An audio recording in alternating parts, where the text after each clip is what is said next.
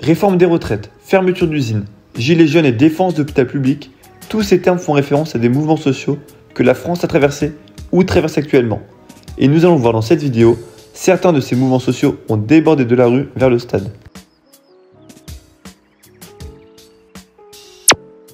La prise de position politique des groupes ultra en France est très inégale.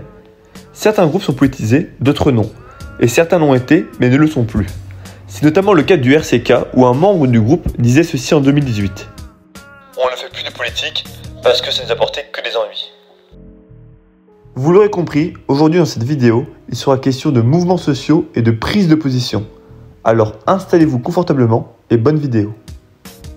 Le 31 janvier 2023, lors du match Grenoble-QRM, une banderole est déployée en tribune ouest Grenoble, où l'on y voit « Solidaire avec les manifestants, non à la retraite à 64 ans ». La banderole est signée des Red KO 1994. Avant d'expliquer qui sont les Red KO et avant d'essayer de comprendre pourquoi ce groupe a sorti cette banderole, un peu de contexte social. En ce 31 janvier 2023, nous sommes en plein mouvement de lutte contre la réforme des retraites. Réforme qui prévoit notamment un passage de l'âge légal de départ à la retraite de 62 à 64 ans. Ce projet est rejeté massivement par les Français. Et pour y faire face, une intersyndicale, autrement dit une union des syndicats, va se mettre en place, avec des moyens d'action tels que la grève et les manifestations. Et en ce 31 janvier, c'est plus de 1,3 million de Français qui sortent dans la rue. Et ça, c'est le chiffre du ministère de l'Intérieur. Et pour Grenoble, c'est environ 40 000 personnes qui battent le pavé. C'est alors en solidarité avec ces manifestants et grévistes que les Red KO 1994 ont sorti cette banderole. Dans un article de 2017, on y apprend que les Red KO sont ancrés à gauche et le nient pas. Mais ils précisent ceci, ils ne font pas de politique. Alors j'imagine qu'à situation aussi exceptionnelle comme on l'a connu avec la réforme des retraites, des prises de position peuvent survenir. D'ailleurs, les meilleurs amis des RK, ce sont les Red Star fans. Amitié qui a débuté en 2004 grâce à un Grenoblois expatrié à Paris et qui s'était rendu plusieurs fois à Boer. Lors du match de Grenoble face à Angers en 2008, l'amitié devient officielle entre les deux groupes, car pour la première fois, une bâche du Red Star est apposée à côté des RK. Francky, membre des RK 94, dit ceci à propos de l'amitié avec le Red Star. Trois choses sont entrées en compte dans notre rapprochement. Notre vision du football populaire, de l'antiracisme et une troisième qui ne se calcule pas, le feeling entre les membres des deux groupes. Les deux groupes partagent également des valeurs de solidarité. C'est cette valeur qui explique en partie le déploiement de la banderole des Grenoblois. Cette solidarité avec les manifestants, on la retrouve également au Red Star, où en 2019, lors de la première réforme des retraites, des supporters avaient interpellé la ministre de l'époque, Roxana Maracineanu, qui s'était rendue à un match à Boer. Ils l'ont interpellée en scandant des chants anti-réforme des retraites et anti-ministre, obligeant même la ministre à partir.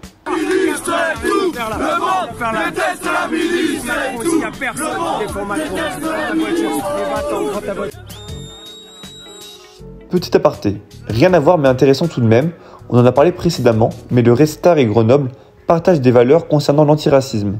En témoigne d'ailleurs cette banderole des Grenoblois sur l'extrême droite, ainsi que ce tifo réalisé par des supporters du Red Star suite à la mort de Clément Méric, militant antifasciste et supporter du Red Star, tué lors d'une bagarre avec des skinheads.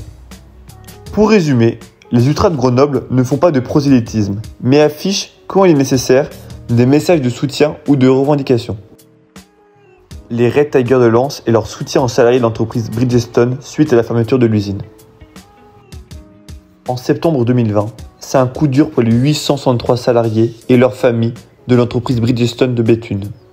L'entreprise japonaise annonce vouloir fermer ce site, ouvert depuis les années 60, et qui était spécialisé dans la production de pneus.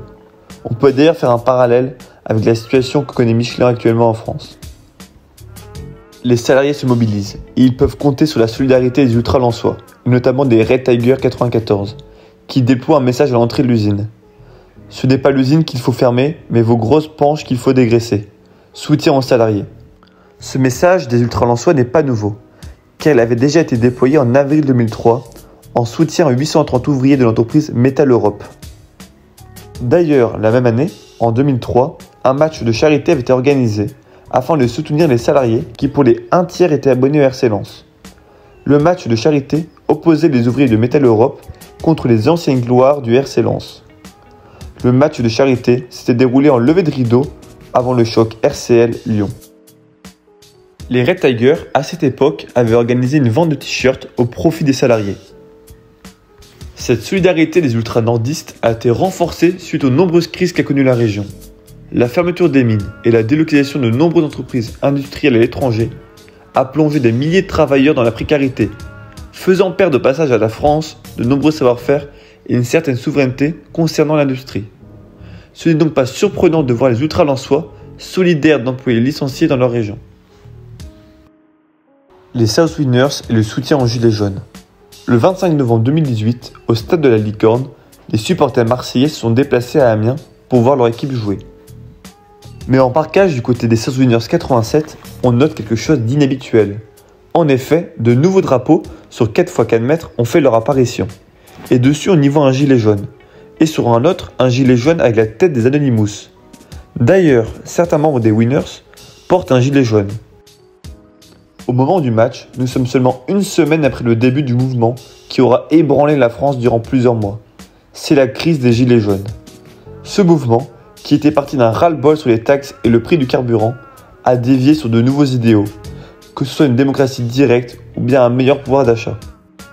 Les South Winners justifient leur action dans un communiqué, en disant qu'ils comprennent le ras-le-bol général et qu'ils ne sont pas choqués des images qu'ils voient sur les réseaux sociaux, concernant des gazages et des coups de matraque, car eux-mêmes subissent déjà ces violences.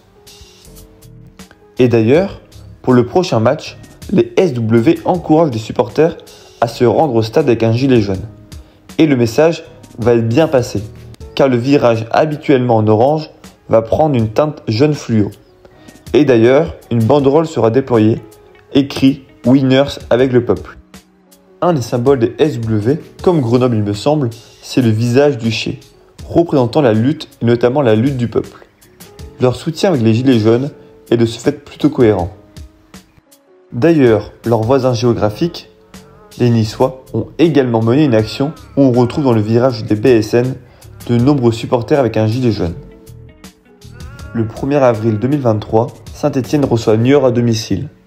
En tribune, les Green Angels, en Côte Sud, déploient une banderole où on y lit « Dans les stades, dans les rues, comme dans les champs, la police mutile, la police assassine ». Cette banderole fait référence à plusieurs événements. Le premier et le plus important, ce sont les événements de Sainte-Soline et des gigabassines. Alors que la France, fin mars 2023, est toujours plongée dans les tensions sociales et politiques, un événement marquant va intervenir.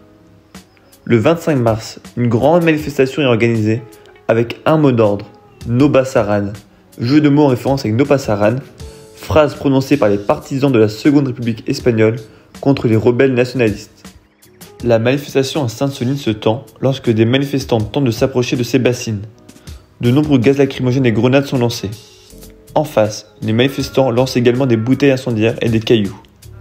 De nombreux participants vont être blessés, certains gravement, comme Serge, qui tombera dans le coma. Les secours prendront plusieurs heures à arriver, car ils n'avaient pas l'autorisation de se rendre sur place. Le soutien apporté par le COP Sud n'est pas qu'une référence aux événements de Sainte-Soline, mais la banderole fait également écho à des supporters qui ont été blessés par des forces de l'ordre. On peut notamment citer l'affaire Castille, affaire qu'on a traitée dans une vidéo précédente. Mais encore, on peut citer l'affaire de Maxime Beu, supporter bastillais éborgné par un policier. Les supporters stéphanois ont donc fait un parallèle entre plusieurs événements. D'ailleurs, les Green Angels ont comme logo le Cochise, chef Apache représentant notamment l'allégorie de l'insoumission, et notamment face à la Ligue ou face à leur direction, mais également face à la répression en général. Les Green Angels prônent également des valeurs antiracistes. En témoigne cette banderole où il est inscrit « Nous sommes noirs, nous sommes blancs, nous sommes jaunes, ensemble nous sommes la SSE ». D'ailleurs, les Green Angels ne sera pas le seul groupe à apporter son soutien aux blessés de Sainte-Soline. Les ultras du club du Ménil FC, qui sont profondément marqués à gauche et assument, ont apporté leur soutien aux S, donc en l'occurrence Serge, et aux autres blessés de Sainte-Soline. D'ailleurs, on peut le voir sur cette banderole. Ce n'est pas le seul combat du groupe, car celui-ci était également présent lors des manifestations sur la réforme des retraites. est présent aussi sur la lutte contre l'homophobie. On peut également apercevoir là aussi un calicot faisant référence à Clément Méric. La dernière prise de position qu'on va aborder est celle du Cob Rouge et de la lutte qu'il mène contre la fermeture de la maternité de Guingamp. Dans la mentalité ultra, défendre sa ville et sa région est primordial, que ce soit contre des supporters adverses ou bien contre des fermetures d'usines, comme c'était le cas à Lens. En l'occurrence, là c'est la lutte contre la fermeture d'une maternité. Et les membres du Cob Rouge ont déployé une bâche, où il est noté « Soutien à la maternité ». Cette banderole, déployée à la 22e minute, est un clin d'œil au département des Côtes-d'Armor.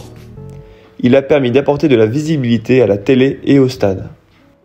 D'ailleurs, ça se ressent, les supporters de Guingamp sont attachés à leur ville ainsi qu'à leur région historique, le Trégor. En témoigne ce tifo.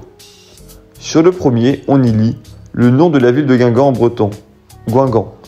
En arrière-plan, on y voit des monuments locaux, comme l'ancienne prison et la place centrale. Sur la deuxième photo, on y voit le blason de la ville et un message « Honneur à la ville, berceau de notre passion ». Les Guingampais sont très attachés à leur ville et de ce fait à leur maternité. La vidéo touche déjà à sa fin. J'essaie de parler d'autres choses. En général, je parle d'un seul groupe. Mais là, j'essaie de diversifier en parlant de quelques événements. Pour les prochaines vidéos, on abordera le supporterisme au Havre. J'ai un gars du Havre qui va m'aider à écrire la vidéo. Et puis ensuite, pour la vidéo encore après, on ira à Sedan. On a un programme bien chargé. Sur ce, n'oubliez pas de liker la vidéo, de mettre un petit commentaire et de s'abonner si ce n'est pas fait.